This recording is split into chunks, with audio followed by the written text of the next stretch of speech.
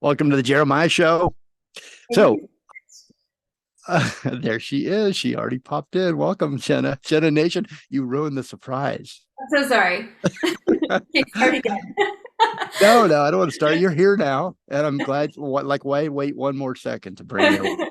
But if you give me a minute, I'm gonna tell a real quick story about you. It's a good one. So I haven't. I was as I was getting ready for the show today. I was looking through all of Jenna's music on YouTube, and I encourage you to go and follow her there on YouTube. Her YouTube channel is really good. A lot of great covers and a lot of original music, and also live music, which I really liked. So I was scrolling through, and I find a few videos live at Hotel Cafe, and I look at the date on them, and it's 5 years ago, and I'm like, oh my god, it's been five. You've been on Jenna Nation's been on more recently than 5 years. I think we thought maybe a couple of years ago, Jenna. Mhm. But I'm looking at the dates and I'm watching the live performance, and I recognize the outfit and I remember being there. So here's the real quick story. I was introduced to Jenna Nation 5 years ago at Hotel Cafe in Hollywood, by my good friend Mike Gormley. So I finish up, I'm in Santa Barbara, and I finish up the radio shows for the day. And it's probably like 4 or 5 o'clock. And I get a call from Mike, and he says, "You got to get down here and see Jenna Nation. She's incredible." Uh, so I did. I hopped in the car and I sped down to Hollywood. And if you know Southern California, Friday night in Hollywood, I think it was a Friday night, um, from my memory, and it was just backed up to Ventura, to get to Hollywood. So when I finally get there, get through the traffic, and I run inside Hotel Cafe, and I'm so bummed because I'm late, and Mike's at the front door, and for some reason I don't remember but why, but Mike had did he break his arm or was it his foot? Do you remember, Jenna? Remember he had a big cast on? I think he had a sling on his A arm. sling, that's what it was. So Yeah. he's right outside waiting for me, to get me in. And I'm running up to the door and I get in, and Jenna's on stage and she's finishing her last song. And she comes down off stage, and I run up, and I probably shocked you because you're probably like, "Who is this guy?" I'm like, "I'm so sorry, I'm late, and I'm here, and I wanted to see you." And I Mike remember that. Yes. Mike introduces me, and then what I remember is you just come off stage, so you probably needed a minute to like drink some water or something, get a minute. But I just rushed you, and then you were gone. And I remember talking to Mike up front, and I just saw you, like you had a cowboy hat on, I think, or a big hat, Yeah. and you were just like the perfect silhouette into the Hollywood night, of a like a rock star. It was very cool. Yeah. Final image I had of you, and anyway, Well, I I hope. do remember that, but I was just like, I was so appreciative that you came, and I was glad that you at least caught like the tail end of it. And I mean, obviously, you can't control traffic, and I mean, you could have given up and gone home. So the fact that you stayed, and yeah, so that was Yeah, no, I stayed. yeah, I got a room down there because I really wanted to see your show. So I hope I get another opportunity. I hope you come back to LA soon, or Santa absolutely. Barbara, or somewhere. All right, so let me introduce you properly. Yeah. As you can tell, I am thrilled to welcome back to the show my special guest today, Jenna Nation. For some reason, whenever I read your name, I just want to kind of yell, "Nation, Jenna I love Nation." thank I don't you. know, it's a little weird, but that's how I feel when I read it. Jenna is an R&B singer and songwriter and an international global superstar. After traveling the globe, performing with artists like Shawn Mendes, Chromeo, Snarky Puppy, and so many more artists, too numerous to name, she's back home for the holidays with a hot new single to share with us, All I Need. Yeah. Also, and it is hot. It's the video is incredible, and we're going to talk all about that in a moment here. But I wanted to kind of give all of you a heads up, something to look forward to next week. Um, Jenna has a new original Christmas song for all of you out there that love Christmas music. Christmas has come early. And just in time for the holidays, Jenna has a new original Christmas song out called My Christmas Wish. And your previous album, Jenna, was You Don't Know. It has received for the because there are probably a lot of new listeners since you were last on. It's been a couple years, and we can't let that happen again. You gotta see you more often. I know you're producing all this great music, so I hope that we see you a lot more often than a couple of years. But I'll catch up the listeners out there that are maybe new to your music and Jenna Nation. Hmm. Uh, Canada's best R&B album. You got that for You Don't Know. Wow. Congratulations. You were named in Canada's best R&B album, and it was named one of the 10 best records of the year by Village Voice magazine. Yeah, So, that felt pretty good. yeah, I bet that did feel pretty good. So, Jenna, you have such a diverse musical background, jazz music, soul, pop, R&B. You can perform and sing all of it so beautifully. And when I was looking at the various your albums and your discography and the jazz albums, the two jazz albums popped out. Oh yeah. Why does what about jazz draws you to the music form It's funny, or like did? I I was really intrigued and fascinated by jazz from a very early age. I think, well, actually, one of the first artists that really inspired me to sing was Judy Garland. Now, I know she's kind of crossover between musical theater and jazz, but just yeah. So she was probably one of my first big inspirations, and then from there, just some of the people that I met as well, and my grandparents like being such a huge part of my life.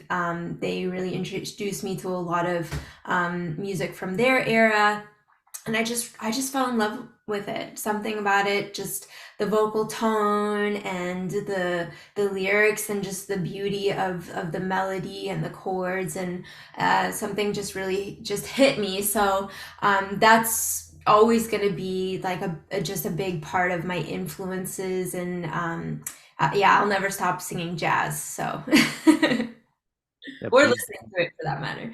please don't. I've talked to many music artists that there actually aren't a lot of them, but that have studied jazz or started out a little bit with jazz like you have. Yeah.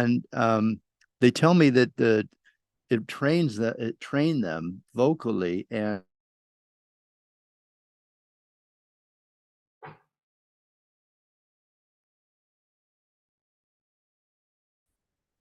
Oh no, it froze again. Okay. is it still frozen?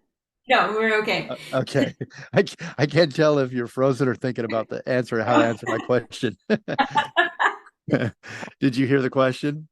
Yeah, so it trained them, and then that's Yeah, what. it gave them a good foundation. They say like for they've gone on to other genres and discovered new things that they love musically.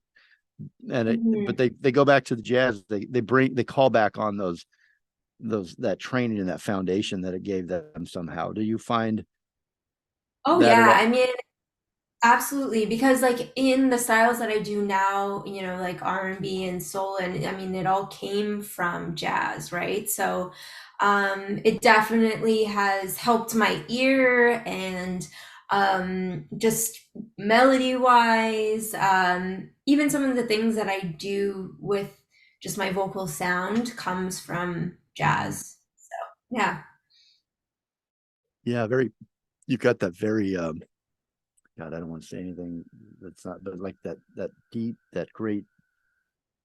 There's depth to your voice at certain times. That it's just like I want to say like almost smoky, like No, I like appreciate that. full, and just this really deep, coming from the soul sound.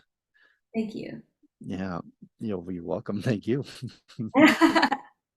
What genres most interest you at this stage of your career, of all the genres that you Um, cover?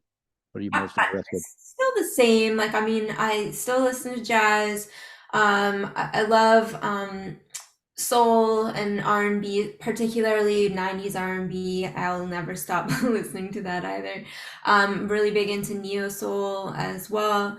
And recently, like I've been getting into a little bit more country, but more country on like the bluesy, soulful Mm. side, like a Chris Stapleton kind of country as well. So yeah. Yeah, I could see that with you, with your voice. I think that I'd like to hear that. Well, your new single, Hmm. All I Need, has um, over 10,000 streams so far on Spotify. It's only been out a few weeks. It's generated 6,000 monthly listeners, and the single is playing on 750 radio stations worldwide. Wow, congratulations. That made me think about your fans that are out there that love you so much. What's the best compliment that you've ever heard from a fan about your music? Um, so when it's like something to do with, it like lifted their spirits or helped them through a rough time. Like I've had, somebody at my show recently say to me, like I was having like a really, really tough week, and just coming to your show and hearing you sing just made me kind of forget all about it, and just yeah, I lifted my spirits, and I think that's the best compliment I can receive. Does it surprise you when you hear something like that? Because Uh, I mean, yeah, like I mean that's I mean I honestly I love writing and I love being in the studio, but the performing for me is the best part because that's where I feel I can really connect with people and bring the room together, all ages, all races and everything and all backgrounds. And so that just feels good when people who are complete strangers are looking at each other like feeling the same thing and coming together, and that I can be a part of that is just it's the best feeling. So yeah. and feeling those things collectively as a group in your audience about things that are important to you that you wrote about or Mhm. that affected you, that has got to be a very special feeling to, because it's solitary, right? At first, when you're creating your music, it's a writing process, and you're journaling in a way, or you're putting your feelings on paper and trying to make sense of them in the Absolutely. only way you know how, personally. And then you start adding different elements of music and notes and things that kind of bring how you how you feel about the situation or the circumstance that you're writing about. And then musicians come in and it's more collaborative, and then you take that out, and now your fans have been streaming and listening, and they come to see you. um that's just that's got to be just a great feeling. Is there a yeah. Yeah, because it's one thing, to sing somebody else's song, and I mean that's great, and I definitely, put my own, spin on the song and arrangement and that type of thing. But to do your own song because it's coming from it's your story. It's a little bit different, and especially when I perform a song that I wrote for the first time, I always get a little bit nervous because it's like, okay, how is this going to be received? And then, so that's always kind of fun to do that for the first time. Is it emotional for you when you're up there on stage and you look out of the audience and people are mouthing the words of your song and your experience back at you? Yeah, that's definitely really cool when somebody knows the lyrics to my song and is singing it. That's so great. Yeah. Well, it's so great that how you affect people that way with your music. It's such a gift. Is there a performance? You say you love performing the very most of the different processes as you create your music. Is there a performance or a memory that really stands out to you somewhere along the road?